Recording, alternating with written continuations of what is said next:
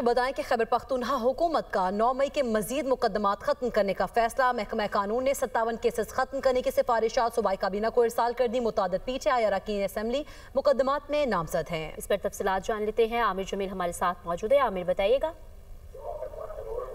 जी बिल्कुल, देखिए खैबर पख्तूनख्वा हुकूमत की जानिब से 9 मई की मजीद मुकदमात है वो खत्म करने का फैसला किया गया और महकमा कानून ने इस हवाले से 57 केसेस खत्म करने की सिफारिशात जो है वो भी सूबाई काबीना को अरसाल कर दी हैं। इस हवाले से ये भी बताया जा रहा है कि मुताबिक पीटीआई अरकान असम्बली मुकदमात में नामजद सजा की सूरत में नाअहल होने का खदशा है और यही वजह है कि जो मुकदमात इन पर है उनको खत्म करने की कोशिश की जा रही है।